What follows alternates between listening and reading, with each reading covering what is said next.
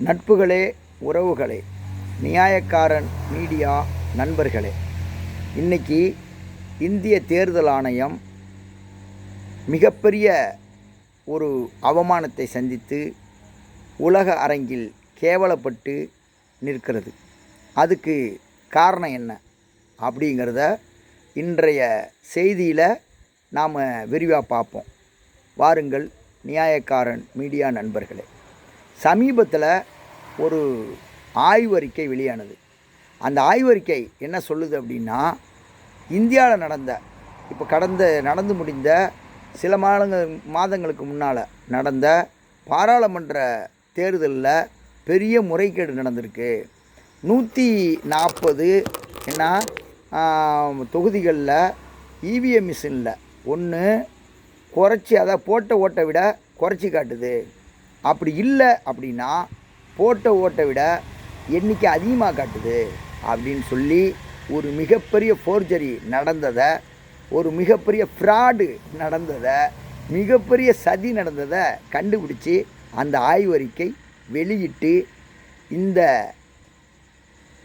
தேர்தல் கமிஷனுடைய முகத்திரையை கிழிச்சிருக்கிறாங்க. இப்போ இதுக்கு மேலே பிஜேபி அரசு என்ன செய்ய போகிறது அப்படிங்கிறத பார்ப்போம். இப்போ ஆரம்பத்திலிருந்தே இந்த தேர்தல் கமிஷனுடைய நடவடிக்கை எப்படி இருந்தது, பிஜேபி அரசுனுடைய நடவடிக்கை எப்படி இருந்தது அப்படிங்கிறத நம்மளுடைய நியாயக்காரன் மீடியா நண்பர்களுக்கும் இந்திய மக்களுக்கும் சொல்கிறதுக்கு நாம் கடமைப்பட்டிருக்கோம். முதல்ல தேர்தல் அறிவித்த உடனேயே தேர்தல் நெருங்குற நேரத்தில் என்னன்னு சொன்னால், தேர்தல் கமிஷனில் இருந்த முக்கியமான அதிகாரிகள் ராஜினாமா பண்ணுறாங்க. ராஜினாமா அவங்களா பண்ணினாங்களா அல்லது இந்த பிஜேபி கவர்மெண்ட்டு அழுத்தம் கொடுத்து பண்ண வச்சுதா அப்படிங்கிறது சந்தேகம். அவங்க ராஜினாமா பண்ணிட்டாங்க அப்படின்னு நம்புவோம். ராஜினாமா பண்ணின உடனேயே நம்ம உள்துறை அமைச்சர் அமித்ஷா இருக்கார்ல, அவருடைய அலுவலகத்தில் பணிபுரிந்த அதிகாரிகளை தேர்தல் கமிஷனுடைய முக்கியமான அதிகாரியாக அப்பாயின்மெண்ட் பண்ணுறாங்க. அப்படி அப்பாயின்மெண்ட் பண்ணும்போது இவர் அமித்ஷாவுடைய அலுவலகத்தில் இருந்தவர், அவருக்கு ஆதரவாக பல்வேறு வேலைகளை செய்வார் அப்படின்னு இந்த நாட்டுடைய மக்கள், அறிஞர்கள் கடுமையாக சந்தேகத்தை கிளப்புனாங்க. ஆனால் தேர்தல் ஆணையம், நாங்கள் அப்படிலாம் செய்ய மாட்டோம், நாங்கள் ரொம்ப நடுநிலையான ஆள், நீங்கள் வேணால் பாருங்கள், தேர்தலில் அப்படியே நடுநிலையாக நியாயம் தவறாமல் நடப்போம் அப்படின்னு சொல்லி அடித்து சத்தியம் பண்ண மாதிரி பேசுனாங்க. அடுத்ததாக தேர்தல் கமிஷனை நம்ப முடியல, இவிஎம் மிஷினில் மோசடி பண்ணலாம் அப்படின்னு சொல்லி உச்சநீதிமன்றத்தில் ஒரு வழக்கு போடப்பட்டுச்சு. நிறைய வழக்குகள் போடப்படுது இவிஎம் மிஷின் சம்மந்தமாக. அதே சமயம் ஒரு முக்கியமான வழக்கை மட்டும் சொல்கிறேன். அதில் உச்சநீதிமன்றம் என்ன நம்ம சொன்னிச்சு, நீங்கள் தேர்தல் கமிஷனை நம்பணும், இந்த இவிஎம் மிஷினெல்லாம் ரொம்ப நம்பணும், நம்பாமல் பேசக்கூடாது, அதனால் நீங்கள் நம்புங்க அப்படின்னு சொல்லி அதாவது அந்த இவிஎம் மிஷின் சரியில்லைன்னு சொல்லி போட்ட வழக்கை நீங்கள் இவிஎம் மிஷினை நம்புங்க, இந்த தேர்தல் கமிஷனை நம்புங்க அப்படின்னு சொல்லி நம்புவது இந்தியர்களோட கடமை அப்படின்னு ஒரு கேலிக்கூத்தான ரொம்ப நகைப்புக்குரிய ஒரு அந்த தீர்ப்பை என்ன செஞ்சது உச்சநீதிமன்றம் கொடுத்தது. அதோடு மட்டுமில்ல, விவிபேட் இருக்குல்ல, அதாவது இந்த நம்ம ஓட்டு போடுறோம் பாருங்க, அந்த ஓட்டு போடும் பொழுது அந்த மிஷினில் அது பதிவாகும் ஒரு பேப்பரில். அப்போது 1,00,000 பேர் ஓட்டு போட்டிருந்தா 1,00,000 ஓட்டு அதில் இருக்கும், பதிவாகிருக்கும். அப்போ அந்த 1,00,000 ஓட்டை என்னன்னா யார் ஜெயித்தாங்க யார் தோத்தாங்கன்னு தெரியும். அது மாதிரி ஒருத்தர் என்ன செஞ்சார் அப்படின்னா, நீங்கள் தேர்தல் கமிஷனை நம்ப முடியாது, இந்த மிஷனையும் நம்ப முடியாது, அதனால் விவிபேடுன்னு சொல்லக்கூடிய அந்த பதிவான வாக்குகளுடைய படங்கள் இருக்குல்ல அந்த சீட்டை எண்ணுங்க அப்படின்னு சொல்லி சொன்னார். அதுக்கு உச்சநீதிமன்றம் என்ன தெரியுமா சொன்னிச்சு, அதை எண்ணுறதுக்கெலாம் ரொம்ப நாளாகும், 2 நாள் 3 நாள் ஆகும், அதனால் நீங்கள் அதெல்லாம் அதிகமாக எண்ண வேணால் நீங்கள் கேட்டதுக்காக ஒன்று சொல்கிறேன், ஒரு 5% எண்ணிங்க. 100 ஓட்டு இருந்துச்சுன்னு வச்சுக்கிங்க, அதான் 1,00,000 ஓட்டு இருந்துன்னு வச்சுக்கிங்க, 5,000 ஓட்டை வேணால் நீங்கள் எண்ணிங்க. அது ரேண்டமாக எடுத்து ஒரு குறிப்பிட்ட பகுதியில், அதாவது 1,00,000 இருக்குதுன்னு வச்சுக்கிங்க, கொஞ்சம் அள்ளி அப்படியே ஒரு 5,000 நீங்கள் எண்ணிக்கலாம் அப்படின்னு சொல்லி ஒரு ஏற்க முடியாத தீர்ப்பை கொடுத்துச்சு. அதுக்கு இப்படி வகை வகையாக ஒன்றையாக பார்த்திங்கன்னா மாற்றி உச்சநீதிமன்றமும் சரியாக அதுக்கு ஒரு நடவடிக்கை எடுக்கலை, தேர்தல் கமிஷனும் சரியான முறையில் இதுக்கான செய்திகளை சொல்லலை. அடுத்ததாக பார்த்திங்கன்னா அந்த விவிபேட்டுக்கு இப்படி சொல்லிவிட்டாங்களா, தேர்தலை நடத்துறதுக்கு என்ன 1.5 மாதம், என்ன இங்கே ஒரு தேர்தல், அங்கே ஒரு தேர்தல், அங்கே ஒரு தேர்தல்னு இந்தியாவில் என்ன நாங்களாம் ரொம்ப நவீனமாயிட்டோன்னு சொல்லி கிட்டத்தட்ட 1.5 மாதம் தேர்தல் நடத்தியிருக்கு இந்த தேர்தல் ஆணையம்.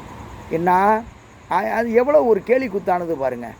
ஒரு நாட்டில் ஒரு தேர்தல் நடத்துறதுக்கு இவ்வளவு நாள் அவகாசம் தேவையா அப்படிங்கிற ஒரு மிகப்பெரிய சந்தேகம் நாட்டு மக்களுக்கு இந்த தேர்தல் கமிஷன் மேலே இருந்துக்கிட்டே இருந்தது.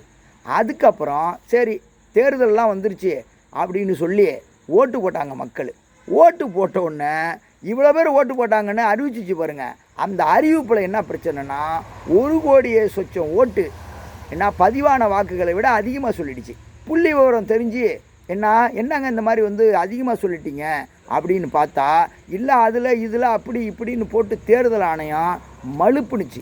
அதே மாதிரி அந்த வெளியிட்ட கணக்கையும் உடனே நஞ்சிச்சு, அதை அழிச்சு பிடிச்சி அந்த பக்கத்தில் இருந்து. அதோடு மட்டுமல்ல, அதில் ஒரு தொகுதிக்கு சுமாராக 5,000 ஓட்டு அதிகமாக இருக்குது அப்படிங்கிற அளவுக்கு அந்த அதிகமான வாக்குகள் அவங்க சொன்னாங்கள்ல 1 கோடி வாக்குகள் அதிகமாக சொன்னாங்கள்ல, அது சுமாராக ஒரு தொகுதிக்கு 5,000 ஓட்டு அப்படிங்கிற அளவில் கூடுதலாக இருக்க வாய்ப்பு இருக்குது அப்படின்னு அன்றைக்கே என்ன செஞ்சாங்க சமூக ஆர்வலர்கள். இந்த மாதிரி தேர்தல் வாக்கு அதிகமாக தேர்தல் ஆணையம் வெளியிட்டிருக்கு, கண்டிப்பாக எங்களுக்கு சந்தேகம் இருக்குதுன்னு சந்தேகத்தை கிளப்புனாங்க. வழக்கம் போலவே நம்புங்க அதெல்லாம் எந்த தப்பும் நடக்காது அப்படின்னு சொல்லி தேர்தல் ஆணையம் இதற்கு ஒரு மழுப்பலான பதிலே சொன்னிச்சு.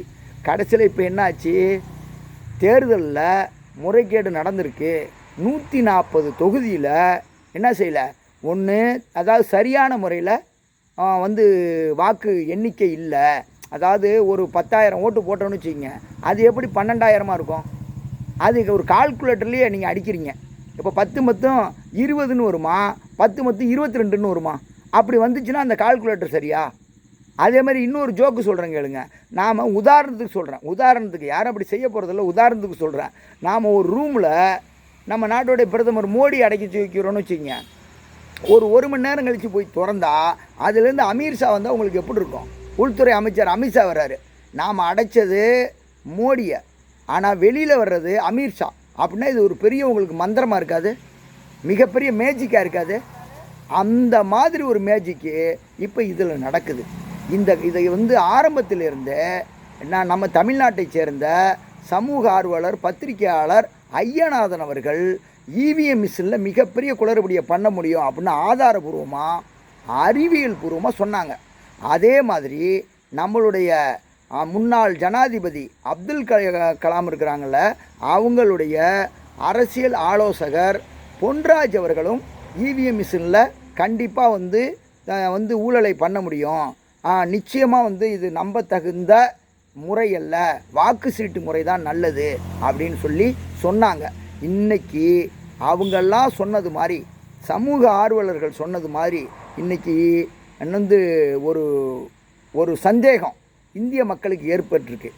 இதை தேர்தல் ஆணையம் நிவர்த்தி பண்ணணும். உடனே இதில் உச்சநீதிமன்றம் தலையிட்டு இந்த வாக்குகளை எல்லாத்தையுமே எண்ணி கண்டுபிடிக்க முடியும். ஏமாற்ற முடியாது மக்களை. அதை எப்படின்னு நான் சொல்கிறேன். அந்த 170 சி அப்படின்னு சொல்லக்கூடிய ஃபார்ம் இருக்குல்ல, அந்த ஃபார்மில் எழுதி கொடுத்துருப்பாங்க, இந்த மாதிரி இவ்வளவு பேர் ஓட்டு போட்டிருக்காங்க அப்படின்னு சொல்லி 170C அப்படிங்கிற ஃபார்மில் எழுதி கொடுத்துருப்பாங்க. அதை வச்சு கண்டுபிடிக்கலாம். அடுத்து நாம் ஓட்டு போட்டோம்ல, அந்த விவிபேட் அப்படிங்கிற அந்த சீட்டு அதில் பதிவாகிருக்கும். ஏன்னா அதை வச்சு நாம் என்ன செஞ்சிடலாம், எண்ணிடலாம். இப்போ அந்த 170Cயில் உள்ள வாக்குகளும் அதே மாதிரி விவிபேடில் உள்ள வாக்குகளும் அதே மாதிரி அந்த மிஷினில் இருக்கிற இவிஎம் மிஷினில் இருக்கிற வாக்குகளும் ஒரே வாக்குகளாக சரியான முறையில் இருந்துச்சுன்னா அது வந்து உண்மையான ஒரு வாக்கு எண்ணிக்கைன்னு அர்த்தம். அப்படி இல்லை, கூடுதல் குறைதல் வந்ததுன்னா அதில் யாரோ இவிஎம் மிஷினை வந்து ஃபோர்ஜரி பண்ணி ஏமாத்திருக்காங்கன்னு அர்த்தம்.